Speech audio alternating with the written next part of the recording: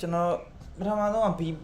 BPM ပြီးပါမိနစ်ကိုရွေးဖို့ပဲပေါ့နော်ပြီးပါမိနစ်ရွေးရမယ်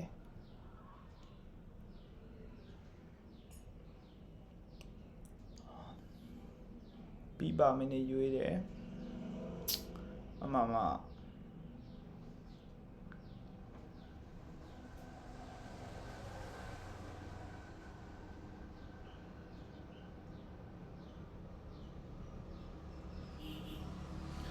ဗျာပြီးပါမိနစ်ရွေးတယ်ဆိုကျွန်တော်ကအမြန်နှုန်းကိုသိကြတာပြီးပါမိနစ်ဆိုတာ speed ပဲဗျာ BPM ဆိုတာ speed ပဲ speed ကကျွန်တော်အဲ့မှာsecond အလိုက်ပေါ့နော် second အလိုက်ပြီးရဲ့အမြန်နှုန်းကိုလို့ကျွန်တော်အဲ့second အလိုက်ပြီးရဲ့အမြန်နှုန်းကိုလို့ကျွန်တော်100ကိုကျွန်တော်100 BPM ယူထားတာကြီးကိုစက္ကန့်အလိုက်သိကျင်တာဆိုတော့ beat လိုက်သိကျင်တာပေါ့နော်အမြန်ဆုံးသိကျင်တာဆိုတော့ 1.6 beat ပါ beat ပေါ့နော်အဲ့ beat ရဲ့ဘယ်လိုပြောအောင်နှလုံးခုန်လုံးပုံစံမျိုးကဖြစ်နေတာပေါ့နော်ဒါပေမဲ့ကြာခြင်းကိုလိုချင်တယ်ပေါ့နော်ကြာခြင်းကိုလိုချင်တယ်ဆိုရင်တော့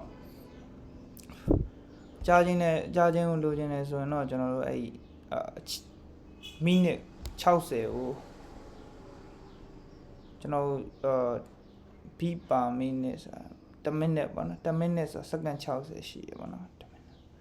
အဲ့ဒါလည်းမေးရမှာပါလို့ဆိုတော့စက္ကန့်60ကိုကျွန်တော်100နဲ့စားလိုက်တယ်ဆိုတော့ 0.6 စက္ကန့်ပေါ့နော်ဆိုတော့ 0.6 စက္ကန့်ကြာချိန်ပေါ့နော်သူကကျတော့ကြာချိန်ပုံစံမျိုးကြာနေမယ်ပေါ့နော်everything အရာလုံးအတင်ချာကနန်းတွေပဲလို့ကျွန်တော်အဲ့ဒါမြင်တယ်